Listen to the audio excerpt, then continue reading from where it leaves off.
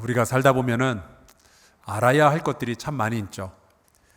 가끔 우리 교회 목사님들, 전도사님들과 함께 식당에 음식을 먹으러 갑니다. 주로 밥값은 제가 내게 되죠. 그런데 이제 밥값을 낼 때 제가 이렇게 크레딧 카드를 꺼내면은 전도사님들이 저보고 식당에서 달라는 대로 다 주면 안 된대요. 크레딧 카드 종류에 따라서 할인을 이만큼씩 받을 수 있고, 또 식당 회원이 되면은 할인을 또 이만큼씩 받을 수 있고, 심지어 통신사에 따라서 할인을 또 이만큼씩 받을 수 있대요. 정말로 우리 전도사님들 얘기대로 했더니까 훨씬 싸지는 거예요. 그래서 제가 깨달았습니다. 아는 게 힘이 아니라 할인이구나. 여러분, 아는 거 참 좋더라고요. 또 목동에 살다 보니까 그런 이야기를 듣게 되었어요.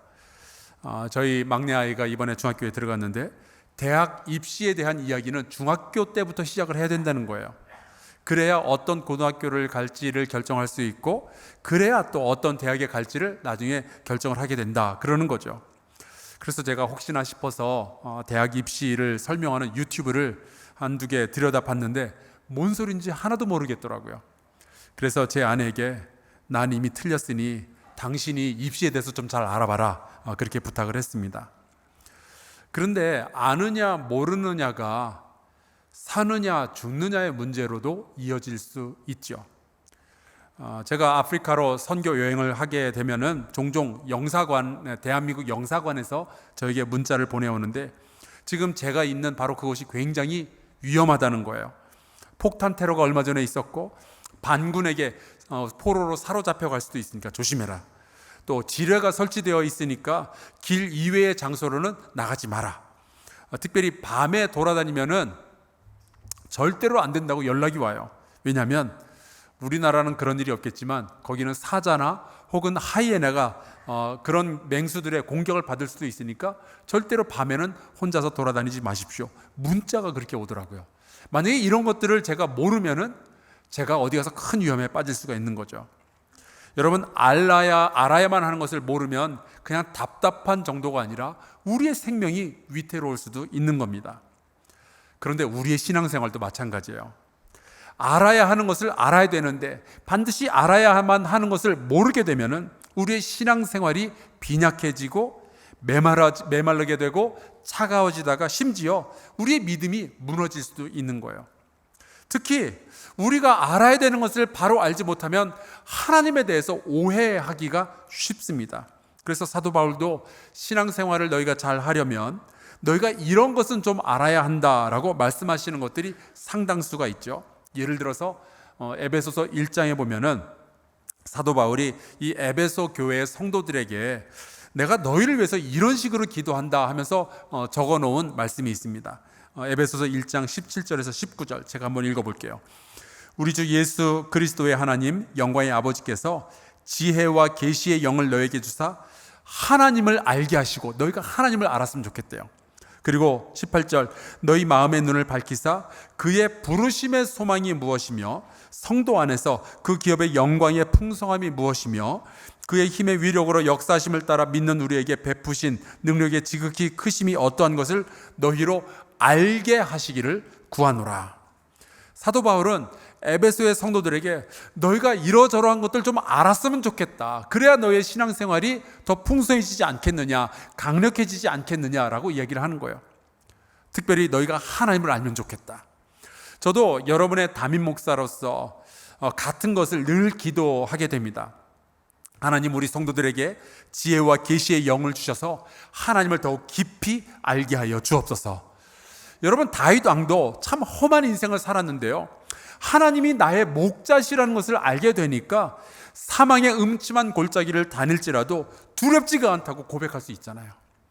구약의 호세아 선지자도 그 나라에 엄청난 위기가 닥쳐왔을 때 이런 기도를 합니다. 그러므로 우리가 여호와를 알자, 힘써 여호와를 알자. 사랑하는 성도 여러분, 하나님을 힘써 아시기를 주의 이름으로 축원합니다. 성경을 더 읽고요, 기도하고 하나님의 말씀을 묵상하고 예배 가운데 하나님이 누구신지 만나고 깨닫게 되기를 주의 이름으로 축복합니다. 그래야 여러분의 삶이 어려워지거나 혹은 아플 때 하나님을 오해하거나 절망 가운데 빠지지 않게 되는 거예요. 또 사도 바울이 이렇게 기도하죠. 우리에게 베푸신 그 하나님의 능력이 얼마나 큰지 너희가 좀 알면 좋겠다.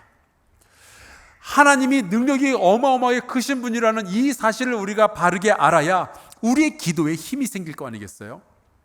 하나님은 불가능한 일을 행하시는 분이십니다. 바다를 가르고 해를 멈추시며 죽은 자를 일으키시고 병든 자를 고치시는 분이시죠.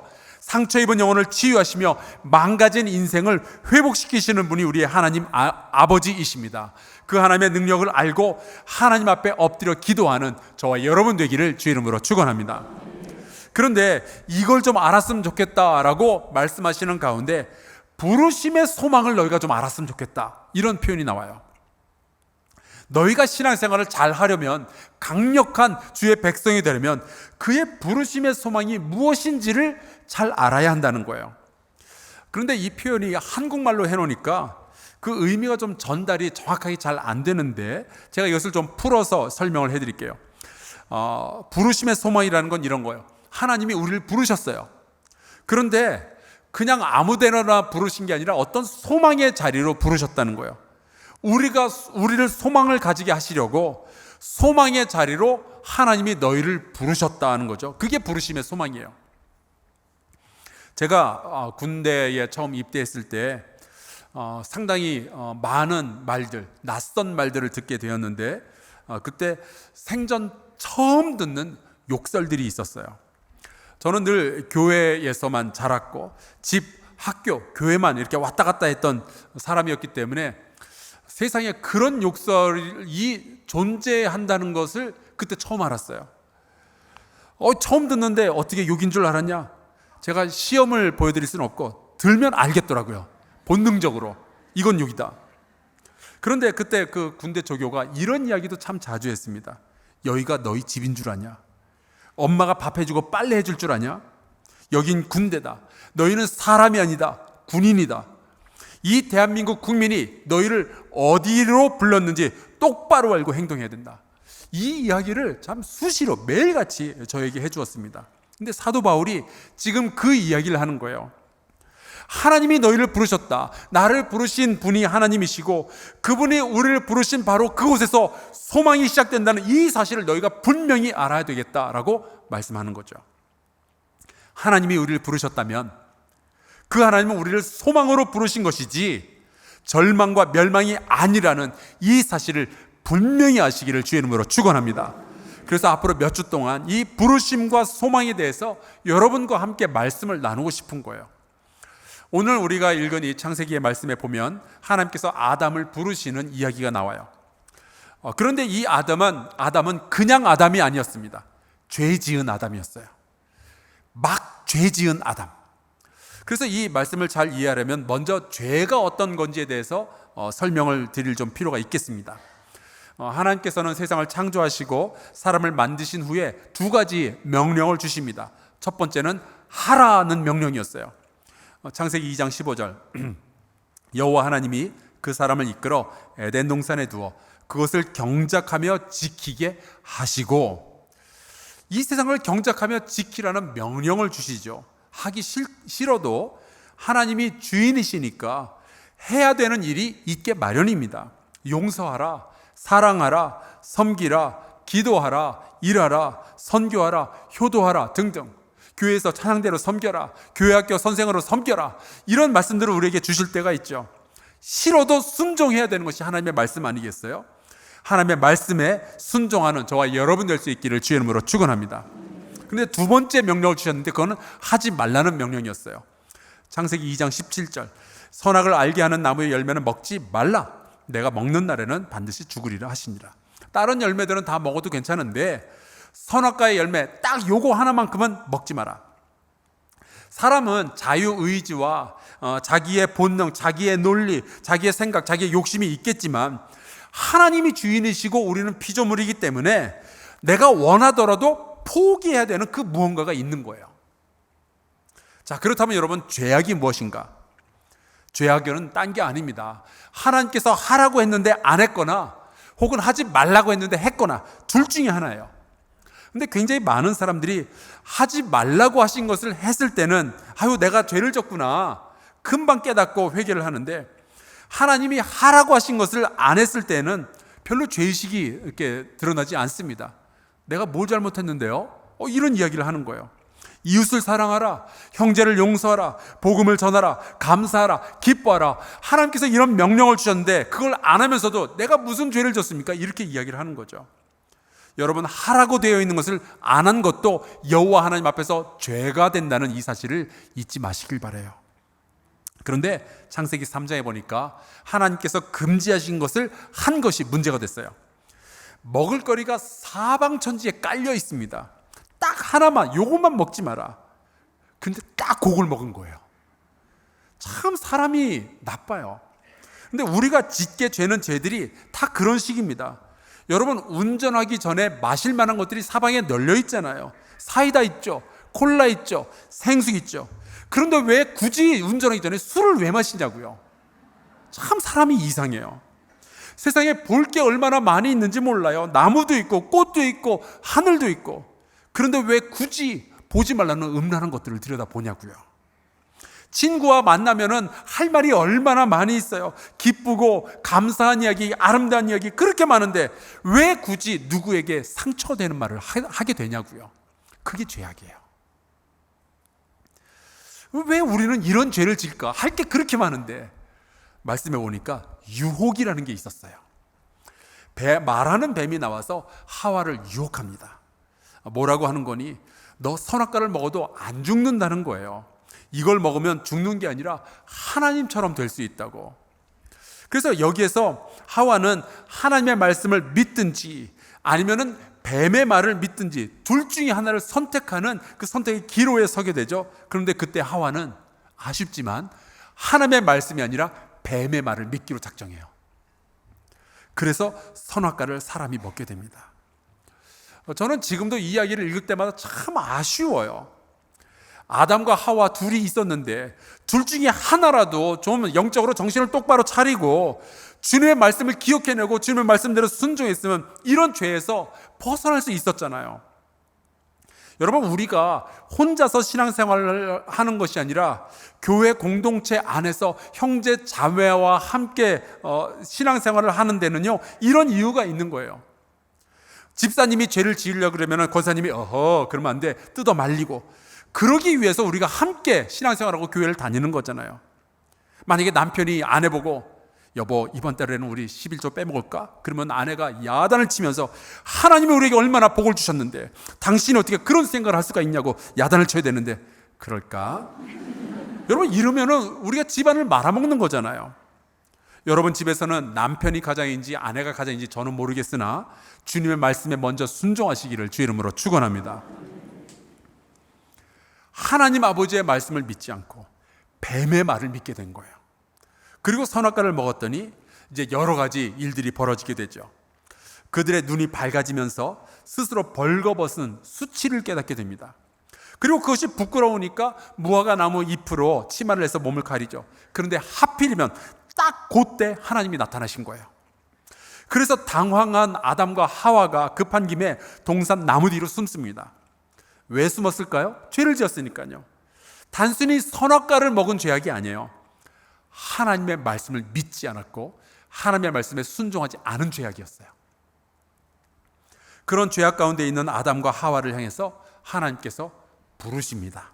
내가 어디 있느냐? 근데 이 말씀을 읽으면서 좀 이상한 생각이 들었어요. 왜냐하면 하나님은 모든 것을 아시는 분이시잖아요. 그런데 왜 내가 어디 있느냐 부르실까요? 아담이 어디 있는지 하나님이 몰라서 이렇게 물어보셨을까요? 아니죠. 하나님은 아담이 하와가 어디 숨어 있는지 다 아시고 계실 거예요.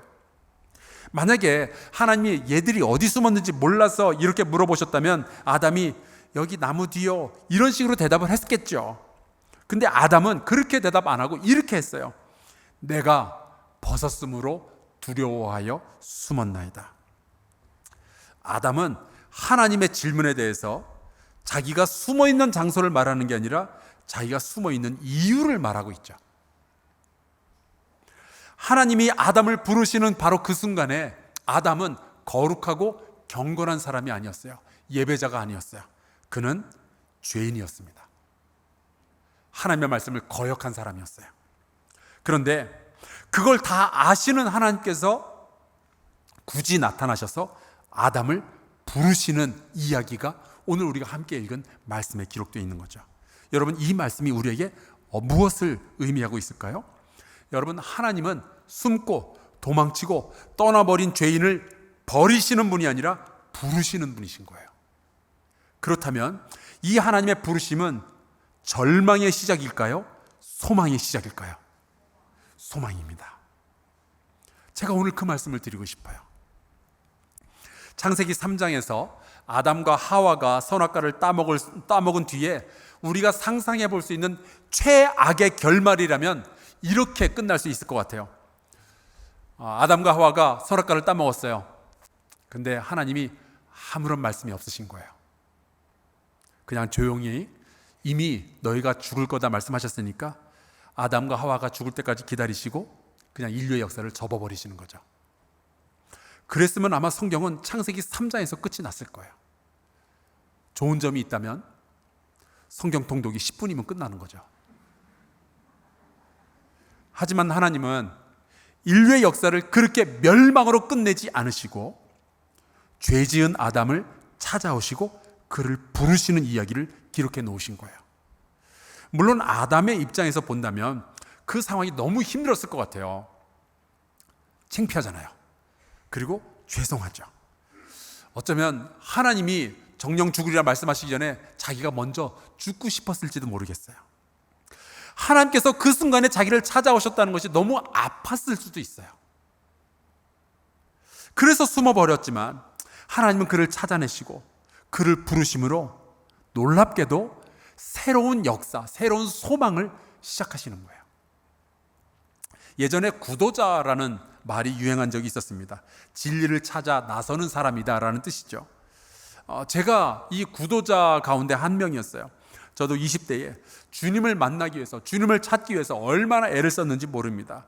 수련회에 가서 목이 쉬도록 기도하기도 했고요. 기도원에 가서 며칠씩 금식하며 지내보기도 했고요. 또 삼각산에 가서 손 한번 붙잡고 기도해야 된다 그래가지고 밤에 우리 청년들과 함께, 바로 이 안사랑교회 청년들과 함께 삼각산에 올라가지고 같이 손 한번을 붙잡고 기도해보기도 했어요. 그렇게 기도하고 하나님의 말씀을 배우고 그러다가 제가 깨달은 것이 있었습니다. 뭘 깨달은 거니? 내가 하나님을 찾아다닌 것이 아니라 하나님이 나를 찾아다니셨다는 것을 깨닫게 됐어요. 내가 하나님을 찾아다니는 순간보다 제가 하나님을 피해서 도망다니는 시간이 더 많았더라고요. 그런데 내가 하나님의 이름을 부르기 전부터 하나님이 먼저 죄인 된 저를 불러주셨던 거예요. 제가 그걸 깨닫게 되었어요.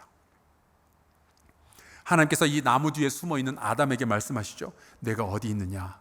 이 말씀은 불신의 죄악, 불순종의 죄악 가운데 빠져있는 이 아담을 다시 한번 원래의 관계로 부르시는 아버지의 음성이었어요. 내가 어디 있니? 하나님은 도덕적으로, 신앙적으로 완전한 사람만 부르시는 것이 아니라 죄인들, 하나님을 떠나간 사람들, 하나님께 불순종했던 사람들, 하나님을 제대로 믿지 못했던 사람들, 그들을 찾아가셔서 그들을 불러주시는 거예요. 그들을 찾아오시는 거예요. 내가 어디 있느냐? 너의 그 자리에서 일어나 이제 내게로 나오라.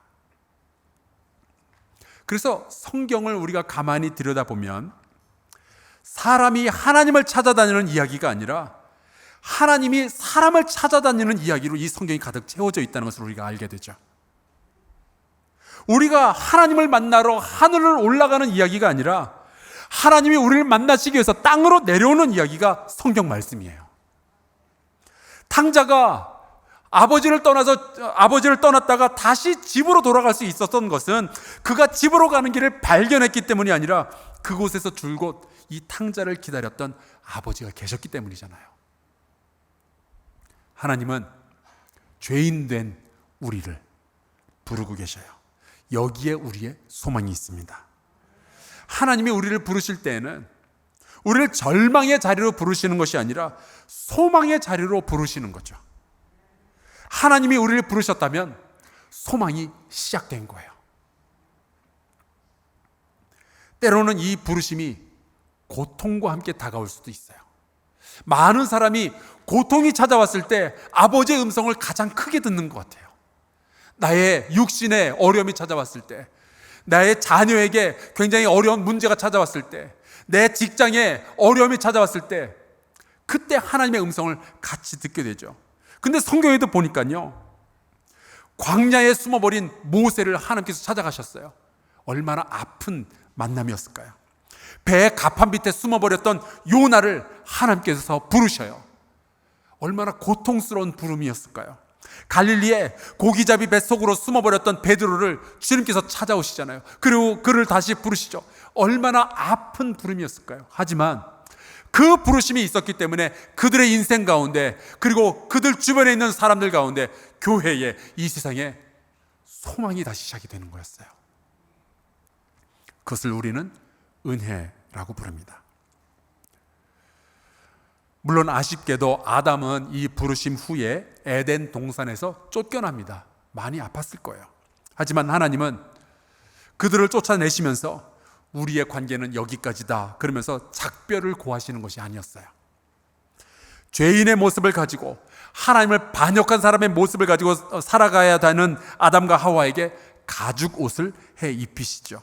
그들의 부끄러움을 가리시고 그들을 보호하시고 그들이 살 수 있도록 길을 열어주시는 거예요.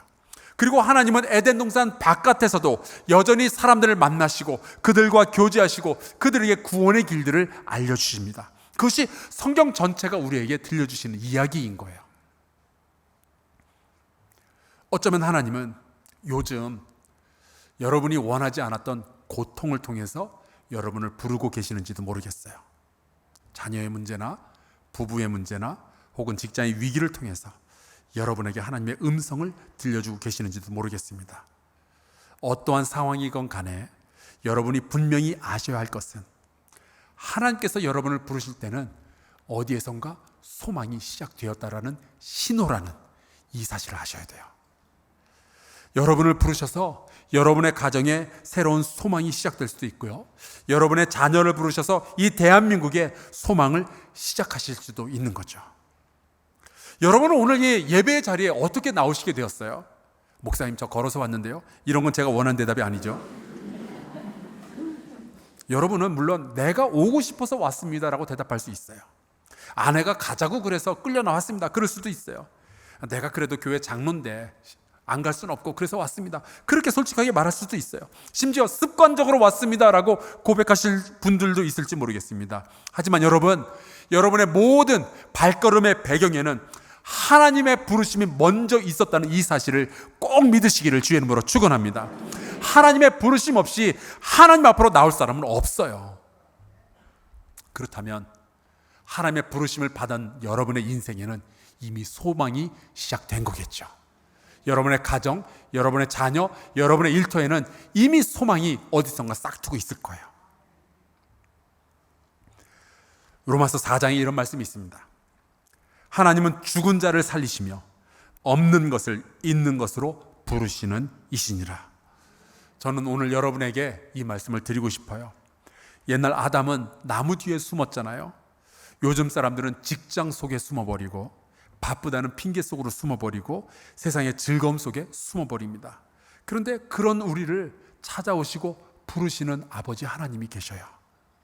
부족하고 죄인 되었고 하나님의 말씀을 잘 믿지도 못하는 우리를 찾으시며 부르시는 아버지, 그분은 우리가 절망의 자리에서 소망의 자리로 옮겨지기를 원하시기 때문에 우리를 부르시는 거예요.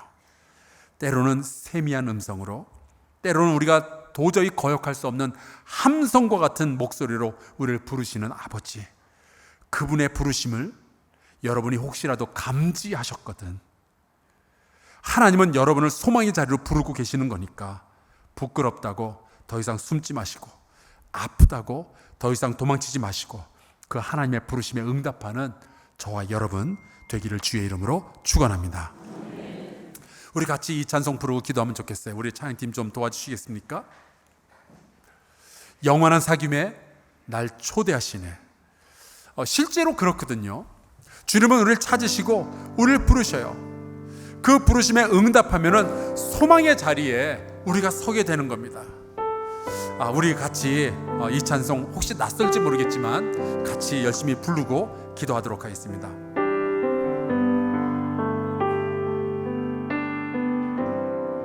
영원한 사귐에 영원한 사귐에 날 초대하시는 주님을 누리며 사는 것,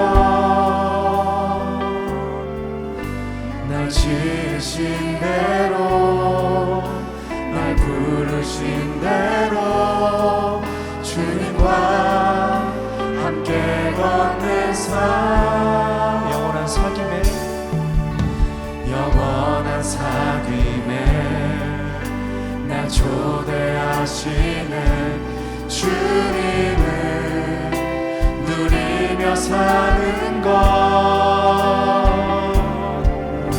날 지으신 대로 날 부르신 대로 주님과 함께 걷는 삶, 이것이 영원한 삶, 이것이 영원한 삶, 참 하나님과 그 아들 아는 삶, 이것이 영원한 삶, 이것이 영원한 삶, 내가 주 안에 주는 내 안에 늘 거하는 삶. 우리 같이 동성으로 기도합시다. 우리를 버리지 않고 부르시는 하나님의 음성을 더 명확히 듣게 하여 주옵소서. 주님의 부르심에 우리가 겸손히 응답하게 하여 주옵소서. 하나님의 부르심으로부터 우리가 도망치지 않게 하여 주옵소서. 주께서 우리를 부르실 때에 소망을 바라보며 손들고 나아가게 하여 주시옵소서. 동성으로 같이 기도하겠습니다. 아버지 하나님, 주께서 우리를 불러주셔서 감사합니다.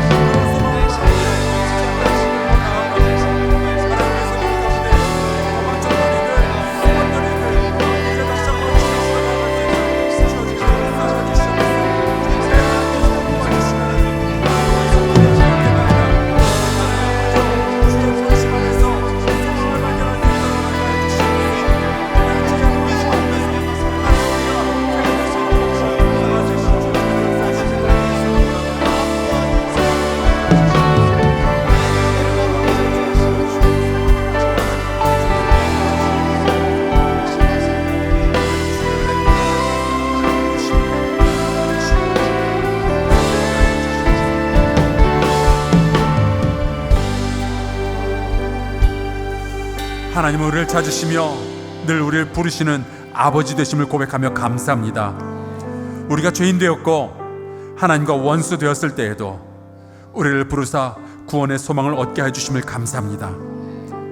이제 주님으로부터 더 이상 도망치지 않게 하여 주옵소서. 주님 앞에서 숨지 않게 하여 주옵소서. 우리의 연약함을 정직하게 드러내며 주님의 치유와 회복의 은총을 기대하게 하여 주옵소서. 주께서 우리를 부르실 때에 우리의 삶의 소망이 시작됨을 믿게 하여 주시옵소서. 예수 그리스도의 이름으로 기도하옵나이다. 아멘.